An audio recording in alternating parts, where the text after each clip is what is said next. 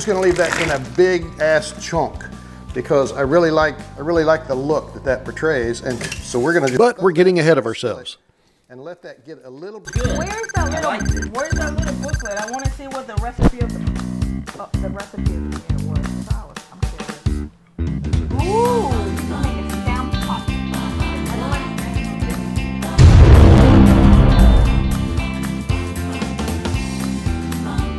So we pulled the recipe out of the Universal Yums book and went to town. Recipes in the description below. Well, like any cooking dish, first there's prep. So I had about 3 pounds of potatoes to cut up. And you don't have to be this accurate. However you want to make big potatoes into small potatoes works just fine. The important part is to make sure that you have more surface area so the potatoes cook a little quicker. Oops. And to that 3 pounds of potatoes, we're going to add a couple of bay leaves and a little bit of salt and pepper, and I need to get the rest of the potatoes processed and put in this pot so they can be softening up, getting ready for mashing. This is my first time really messing with kale. I didn't know if the stem in the center would actually soften up enough. I knew I was going to have to grind this up, and just chopping just was making me insane with a big fluffy leaf, so I thought, let's use some engineering here and do this a smarter way.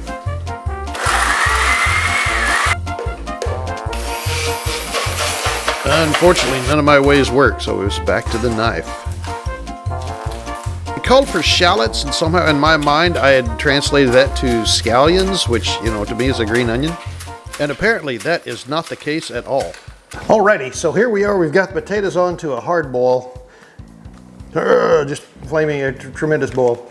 We're going to take 2 tablespoons of butter, and I'm actually just going to put it in the pan and cut it because I'm lazy and don't want to use another cutting board. So there that is. We got our 2 tablespoons of butter. That's going around. We're melting it down and getting a little cooking action going right there. Now we're going to add our chopped shallots, onions, whatever those are, and some garlic. And we'll just go from there and let that cook for a bit. Like we were supposed to add 2 cloves, but I actually really like this squeezed garlic right here. This stuff comes out. It tastes great. It's so easy, and you've seen how good I am at trying to chop. So. Hey, every little little help I can get, I will take. So we're gonna let those cook down just a little bit, let them get a little bit translucent. So that's just our shallots and our garlic right now. And then what we're gonna do in a minute is we're actually gonna take that and we're gonna add our kale to it and a little bit of water and let that just kind of steam down and absorb all that flavoring. So right now we'll just let that run for just a tiny bit.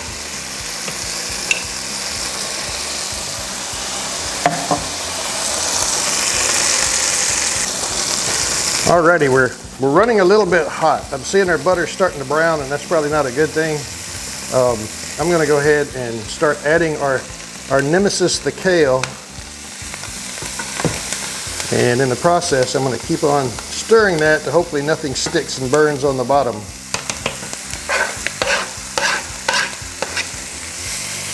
To that, I'm going to add a 1/4 cup of water and let that steam down, and hopefully that cools that heat off a little bit. And I'm cooking this on medium heat, which is unusual for me. So we're gonna put that in. They tell me kale cooks down like nobody's business. So we're gonna see. So we'll just cover that and let that run for a while by itself. In the meantime, our potatoes, looks like they have really come along nicely. So I don't know how soft they are. I don't know how to check other than just to crush one. Oh, and it's very crushable. So it looks like our potatoes might be ready for mashing. I'm just gonna leave that in there because we have another 45 minutes before guests start arriving. So I don't wanna get that out too early so it'll cool off. And we got a little bit of time left on our kale. So I can take this off the heat. So here we just have a regular skillet and just ta-da. And to that, we are gonna add our kielbasa. Specify that you should use Rookworst, but good luck finding that if you can. I would say use that because that's probably a better choice.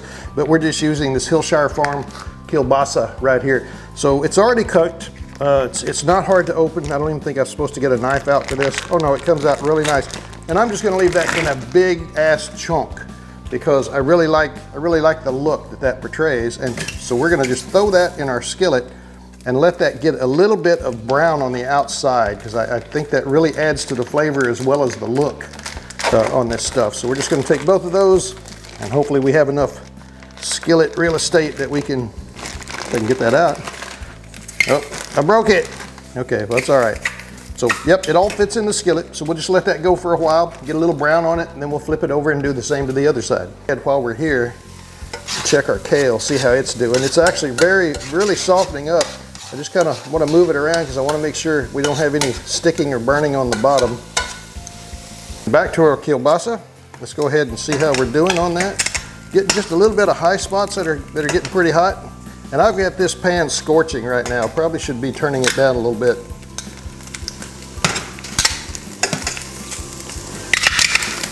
Yeah, we're just getting some of the pots there. Let me go ahead and crank that down just a little bit and kind of get our heat maybe a little less searing, even though that's kind of the effect we're looking for. Alternately, I think what you might be able to do with this, and I kind of wished I would have, was throw this in the air fryer. And I would say put it on probably, I don't know, 350 for 5-6 minutes and see what happens. I think you might get a more even browning. In fact, we may try that. We may try that.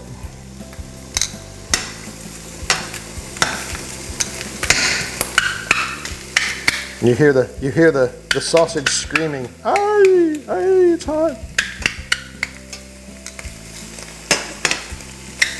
And I want to make sure all sides get a little bit of hit on there.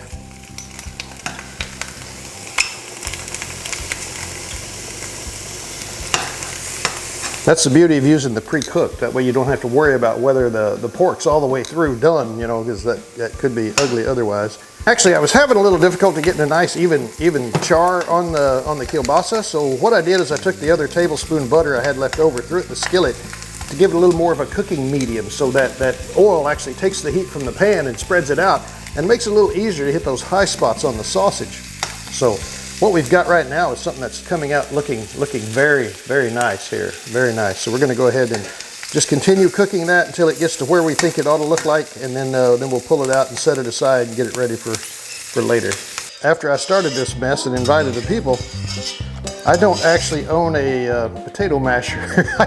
I swore me and eBay had a talk and I'd bought one, but I am not finding it now. So either I have one and I've hidden it from myself very effectively, or I'm going to have to come up with a little more interesting way to mash my potatoes. So we'll see what we can come up with. Now my little handheld food processor still has kale in it from my failed experiment earlier, but it doesn't matter because eventually it's all going to come together, you know. So we'll just try this and see how that functions for us. And I don't mind telling you, I think it's going to work exceedingly well. Let me get some things out of my hand. Oh yeah, that seems to be the ticket.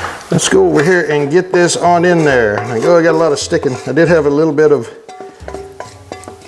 looks like maybe some of my garlic and butter didn't agree well with the pan. But we're gonna mix that in there. And let's do our mixture. Same as before. Anyway, what we're going to do now is we're going to use a little bit of this organic nutmeg.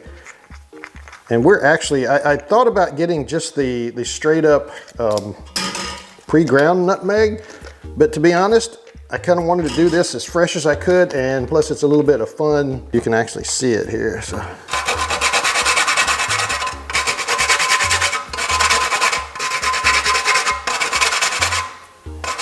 And they said just a pinch, so apparently nutmeg's a very powerful flavor, so I don't know that you need a whole lot in there, but this is kind of slow grinding down. I need to go ahead and stir that in and get that nutmeg mixed somewhere other than that, just that one bite.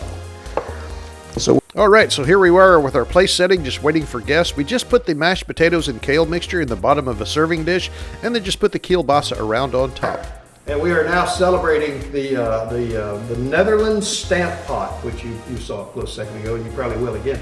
Now the only test left here with Miss V Kitty and El Mr. Gato, the only test left is to actually taste the damn thing. And see if we like it. That's or right. not. See if it's good. Now this is the national dish of the Netherlands, so feel free to dig in.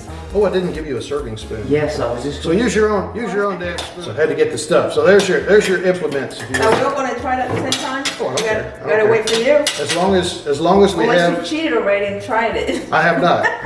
That's something I've said about my cooking. I never try my food before it goes on the table. So if it comes out bad, And he normally lets other people eat it first, so if they kill over, basically. That's funny. Hopefully my stuff's not deadly. Look at that, 3 chops. I don't have to cut my hand. I said that's funny because my mom tastes her food for years. Then by the time it gets time to eat, she's like, I already ate. Well, my mother, and most mothers I know do that. They'll sit there and like, num, num, num, num, num, num, needs more salt, num, num, num, num. Oh, too much garlic, which I don't think that's possible. Then we can actually enjoy our meal. But yeah, so what are your thoughts without sugarcoating it for the camera? So. I think it's really good. It's good, I but like it. like you said, I think Just it a needs little bit more garlic. flavor, yeah, garlic. But that's, they People's- probably don't use it as much as we would or other. I find myself having to take a little bit of the kielbasa with the mashed potatoes. Otherwise, the mashed potatoes are like that. Yeah, they Just keep. there. Well, Just there. yeah, the kielbasa gives it a lot more flavor. Yeah. Yeah. All right, well, there you go. So this is Stamp Pot from the Netherlands. You saw us talk about it on a prior stream. So we, anyway, if you want to try it, knock yourself out. The recipe will be down in the comment or down in the description below. If you want to throw comments about this or any other kind of Netherland dish, please throw them in the comments. We'd love to read about them. Maybe we'll give them a try. And as you're looking at the recipe, click the like button and subscribe too. Thank you. You're a good man. And happy Easter. Yeah, it is Easter here, so we're all armed with our little rabbits and such. So anyway, have a great day, and we will see you down the road.